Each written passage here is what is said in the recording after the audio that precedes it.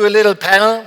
I think we have 4 wonderful people here, and I will just ask you, who are you, what do you do, and why do you sit on this panel, Isabel? So I'm Isabel. I'm one of the partners of the GET Fund. GET stands for Green European Tech. So we invest in clean tech startups, Series A, Series B, in all over Europe. We are still fundraising until end of May, but that's not the reason why I'm sitting here. I'm sitting here, of course, because I'm an AI expert. That's it. You are raising a new fund? Yeah, we are raising the Green European Tech Fund, the GET Fund. Ah, for the final closing, for because final the first closing closing you did. Yes, in May 24. At how much? We are now at 118 million. 180? 18. 118, and how big do you want to be at the end? I don't disclose that until end of May. We will find out soon, because normally these funds are doing a press release for the final closing. This is also an important signal for entrepreneurs, because it means they have dry powder. Yes. Moritz. Yes. So I'm Moritz. I'm investment manager at Z Ventures. We're a precision VC that focuses exclusively on the energy transition. And I'm sitting here because I actually implement all of the AI tools internally. So how does all of our investment team implement AI? How does that work together with the marketing department? How does that work also together in the interaction with the founders that we do invest in? So happy to go a bit deeper later on, but that's us. Johannes. Yeah, I'm Johannes, working for HGF. We are one of the largest early-stage venture capital funds in Germany and Europe. We do have a massive deal flow, several thousand pitch decks we receive every year. And yeah, I would say it's almost not possible anymore to deal with that without AI. So I would say, at least in that aspect, we have quite much experience. Why do you have such a big deal flow? Because you are so famous, right? We exist for a while, that's true, but we're also a generalist fund, so open for almost all markets and technologies. And simply by that, a lot of opportunities. You are basically funding Germany, and even outside of Germany, I've seen a couple of deals. Exactly. We have a strong focus on Germany, about 70% of the investments we do in Germany, but also 30% in other European countries. Yeah. And we have an entrepreneur, that's why Yannick is on the panel too. Yeah, so I don't think I need to introduce after the pitch that you just gave why I'm on the panel. Before starting actually a startup, I've been working 15 years in the AI space, among others for IBM. We started 2 years ago with We Positive Energy, and that was, I think, just the time that everything started to change with AI. So we've, right from the start, embraced this as a startup, and we're now, of course, raising and using AI for that. Yeah, and I thought it would be interesting because the investors are using AI to discover startups along the investment process, and we want to go and talk about each step in the process. But then the startups can also do homework, and they can also use AI to create signals that the investors are interested in, or their AI is interested in. Let's start at the beginning of the investment process. It is called sourcing, correct?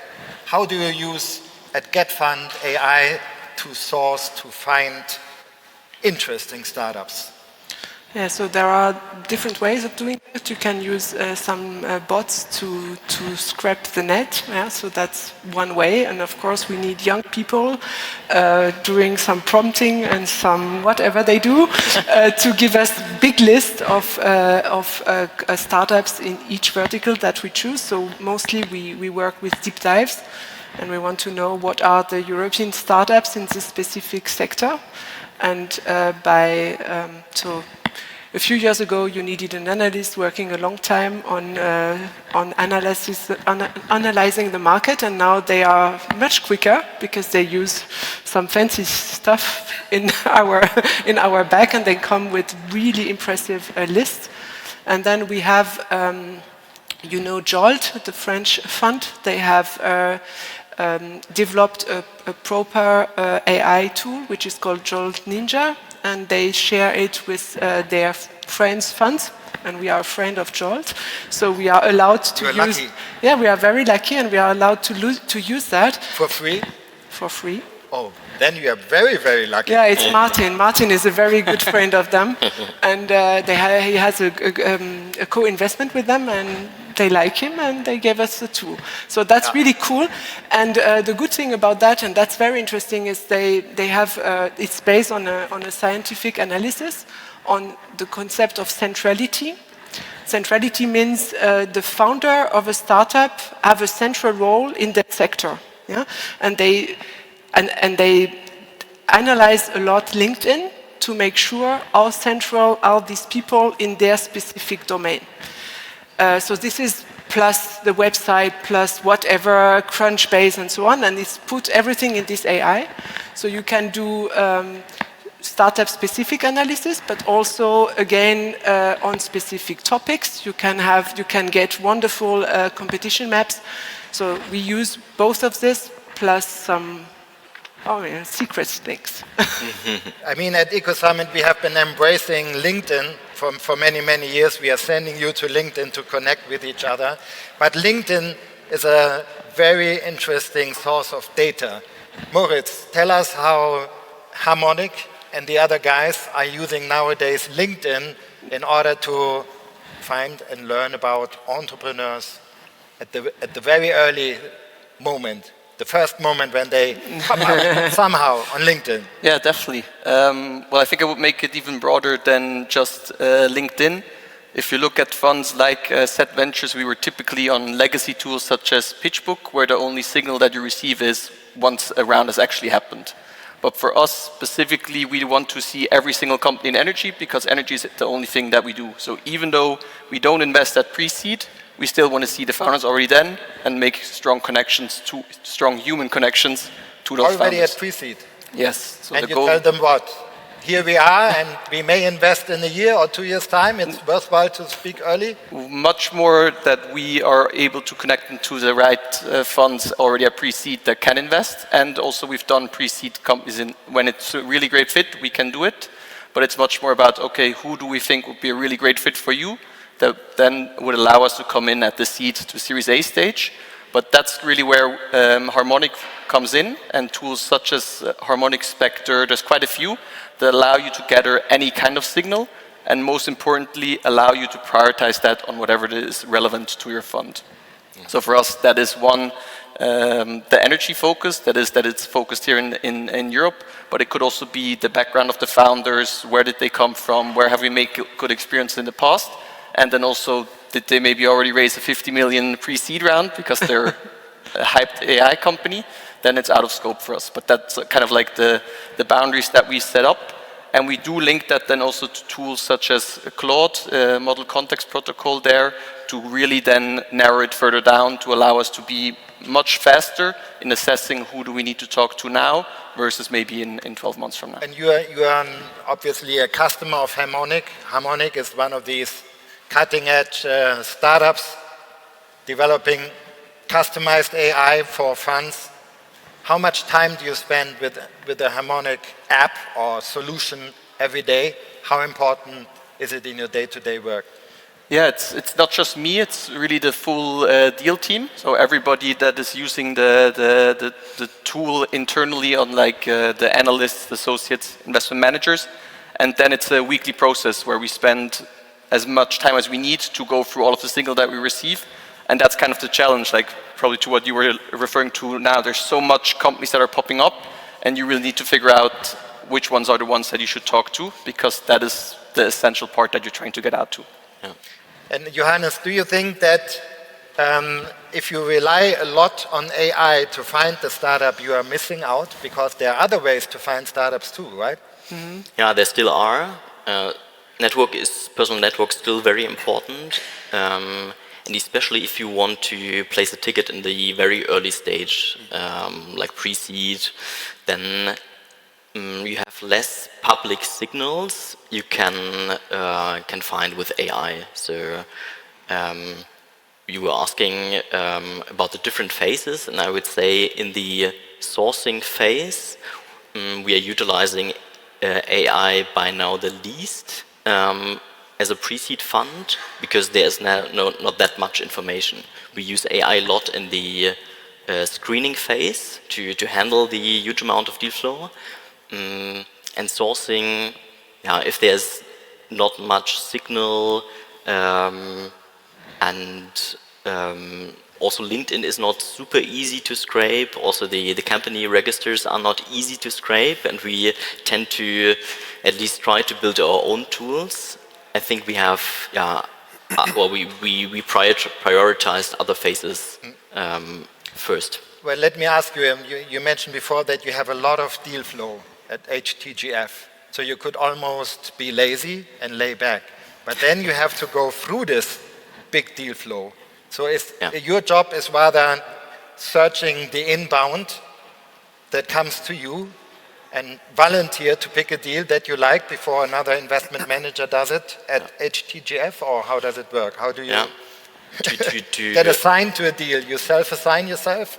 To get a pre-screening by AI and a matching to the right investment manager in our team, we're about 55 investment managers. AI is very helpful. And it's independent from if it's a deal that is coming inbound to us or through our network or we reached out. What we do is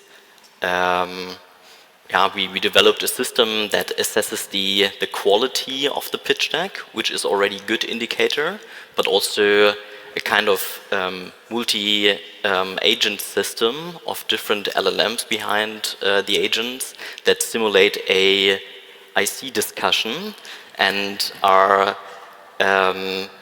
based on 14 criteria by now, scoring the different deals and also coming up with 5 pro, 5 con arguments, and then in an iterative way going from one agent to another, and then at the end coming up with a score if it's worth to follow on with that deal and who is the right deal team in our investment team.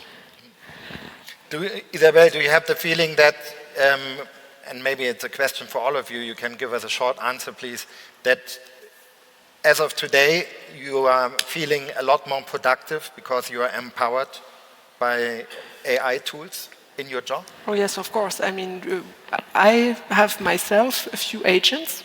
Yeah. You have agents? I have agents and I have a skill.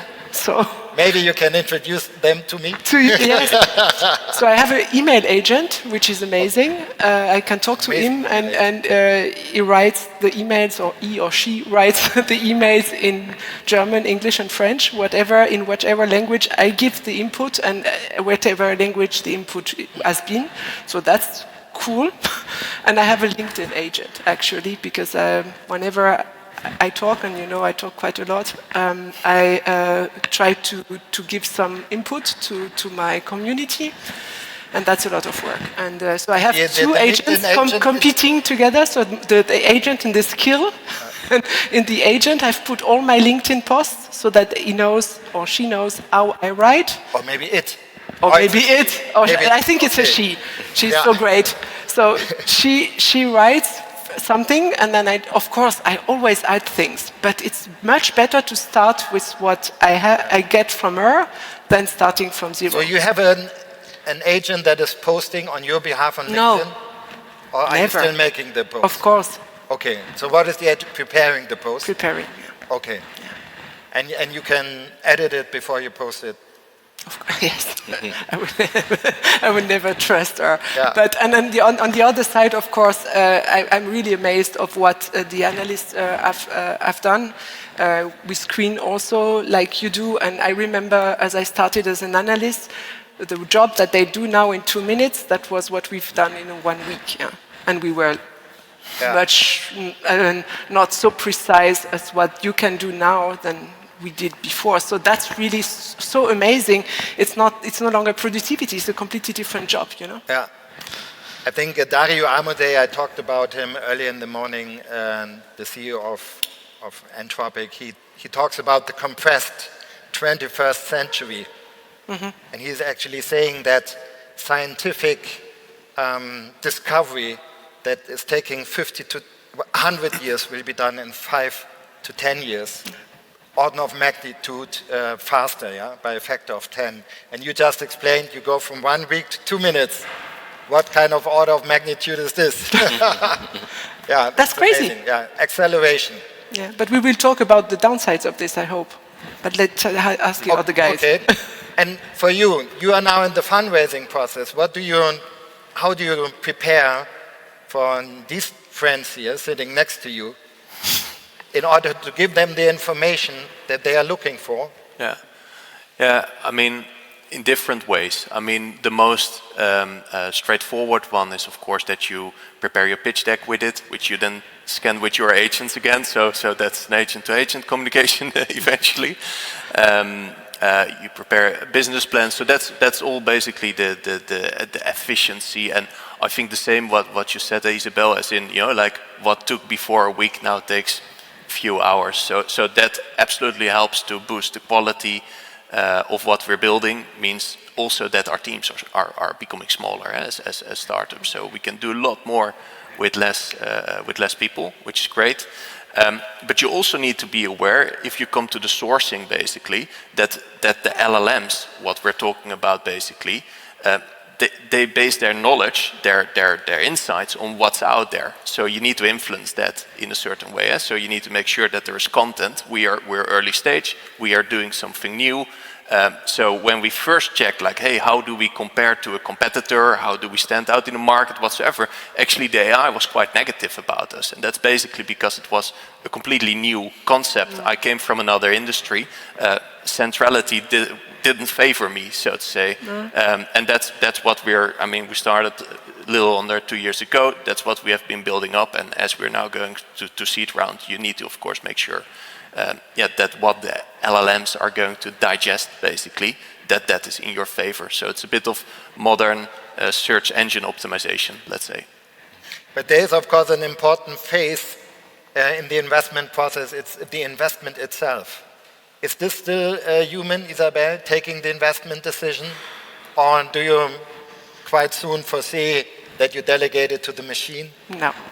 No, of course it's and that's what I just meant. I mean, a part of our job is analysis, but a big part of this is a very analog part. Now we need to meet the teams, we need to see them, we need to feel them, we need to see the potential. And we discuss in our team very intensively on each business model, what do we see, what do we think. Sometimes it's heavy discussion. We don't have such heavy discussion with the bot, So the discussion we have is because of our diverse experiences. And I think this is so important. I mean, we always said we need in a fund team different backgrounds just to see differently, to have a different view on an investment. So if you streamline this to agents, I don't believe in it. But the problem is, if you don't do it when you are a young analyst, how should you learn that? So that's what fears me. I mean, I think I'm out of what scares me, but I think for me it's okay. But for the young people we are just raising in the fund, it's a real challenge. How should they learn this analog part of the business, putting everything in the machine? Yeah. And Moritz, does it sometimes happen that there is a startup that has obviously been polished with the help of AI? So they look very nice via the AI lens, but then you have human interaction and you find that there is a human-AI communication gap because the humans are not quite as smart as they are successful or visionary or advanced as they pretend to be, right? Is this a trend that you discover? I wouldn't say it's a trend yet, because so far all of the calls that we're taking in a human form, like it's between two people, and there you usually realize quite quickly, does a person know what they're talking about or not? It could be that in the future agents will be taking those first initial calls because it's just about information exchange, but I think that's highly unlikely for the majority. There are first funds that do that. Quantum Light does that. They only do follower investments, so that might also show that it's going to be super hard to be a lead investor if you have just no human interaction at all. And who has heard about Body? Raise a hand, Body. Anybody? Oh, very few people. So maybe we should explain. Robert is using it. Body is basically an AI running around, and I think the AI raised its own fund. I mean, there's one human behind, but it's quite powerful. And initially, in order to give a briefing to Body, and the job of Body is to make contacts for you on LinkedIn. But the first job, Robert explained it, and you can ask Robert about his experience, is the AI called Body is doing a call with a human and asking you hundreds of questions in order to get to know you very, very, very deeply. And with that knowledge, it goes out on LinkedIn and maybe the rest of the internet in order to find people that Body will introduce to you. So maybe I should actually consider it, because I'm a networking guy and I still believe in human networking, but maybe I should take a closer look at Body. You're not using it yet? Have you come across Body? I've used it in the past. I'd say it's okay.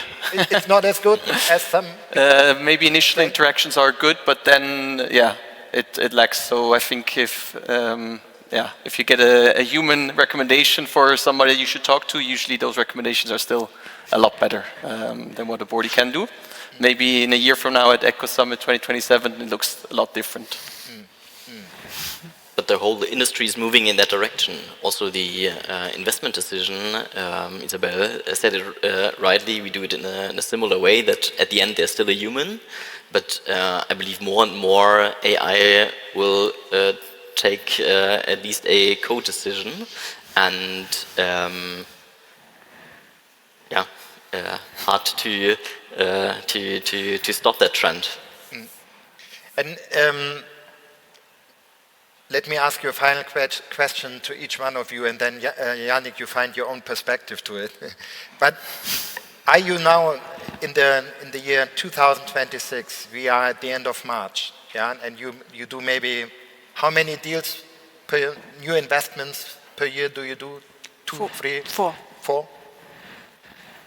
These 4 investments that you are making per year, are you investing? Will you be investing in companies that are not convincing you that they are doing everything they can to use AI?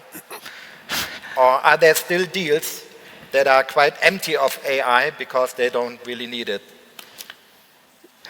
So, in preparation of the meeting today, we have checked first our portfolio. Yeah. So they are all completely transitioning and rethinking their business model if they are not fully on AI. So you cannot not integrating in AI. That's not possible. So I was yesterday on a due diligence day at a company, and we checked the tech and the AI for 8 hours. So in each team came and told me how they use AI. Each team, from HR to marketing to sales to, of course, tech to product development, finance, everyone. Every function in the Every company. function in the company told me what they do with AI. Yeah. So that was really a new type of due diligence for me. That Wow. is so massive. Was it fun? Sorry, it Fun. was great. And I had a young guy with me, so, Okay. 2 analysts with me, so they supported me on some aspects. But that's necessary. I mean, we need also for us, I mean, to learn with our younger colleagues that they push us to accept that there are things that we need to go more in depth and understand it. Because in this due diligence, if you don't understand this... And how did they perform, the guys yesterday, the startup, I mean? Yeah? Top. I mean, I Are you going wasn't... to invest? Probably yes. Okay, wow. Okay, keep us posted. But I told them before, what we want to see is your tech, because we only invest in a tech company. So if you Gave them don't... homework. I gave them homework and they did well, so probably we will do that. All right. Yeah, so I think, and how do you answer the same question, Moritz and Johannes? And Yeah, I think it's what we want to see is that similar to how anxious maybe we self are on how to improve with AI, that we have a team that is aware that they need to improve all of their process and become much more efficient. And usually that's not something where the founders are like, oh, I never thought about that. Like they're super aware of all of the solutions that are out there for all of the different compartments. And for us, in terms of the investment scope, we see it's becoming also much more important to connect that to the physical infrastructure that is actually there. Because there's thousands of AI companies, all of them are starting right now. And if you ask, for example, here in Germany, an industrial customer, if they want an AI-based energy management system, they will tell you they've talked to 15 already. So just being AI is no longer something that will allow you to differentiate yourself. Okay. To your question, we do about 40 new investments per year, and of course not all of them need to have AI in their product, but all of them have to have AI in their organization and processes to be best in class to their comparable companies and be most effective and efficient. Yeah, well, I mean, for us as a startup, of course, I think I really relate to what you said, Isabel, as in for every function, I'm always asking and trying to coach, you know, like how much more effective are you with AI than you were before? People today still know what they did before a little bit, you know, like in a couple of years they won't know anymore.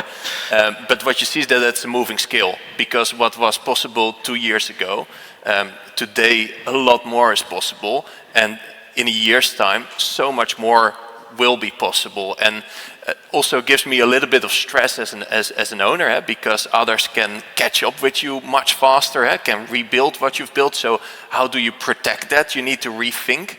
That's definitely one. And the other one, the technology choices, the AI choices, they keep on evolving, and I can't say that all the choices that we made 2 years ago that they're still valid today. So that's also something that from a founder's perspective is super important. Like betting on the right horses, right technology, right AI, and knowing that will evolve. Yeah. Let's wrap it up, because somehow we are already over time again. I do apologize, like always. It always happens. But here are human investors, and there are human startups. So I think you should do some great human talking now in the coffee break and then in the evening. I give you one final number because I didn't mention it in the morning. Just a few days ago, there was an interview with Jensen Huang, again, the CEO and founder, the incredible guy of NVIDIA. And maybe you saw this piece of information, the signal on LinkedIn, but he said, if I have an employee that is making $500,000, I will, and I recommend that you also give him $250,000 in budget for tokens. That's it. All right? And if this 500,000 salary engineer is not consuming the whole $250,000 in token budgets, he's not using AI in the right way. Yeah, so there is an expectation and a budget per person. Now you got a benchmark in your head. Yeah. You can figure now out if the companies you're investing in have a big enough AI budget already allocated. Plus the talents you need, of course. No? I mean, there is a war of talents. Where are all these people knowing exactly the AI? Yeah. Help us. Okay, a big round of applause. Thank you very much.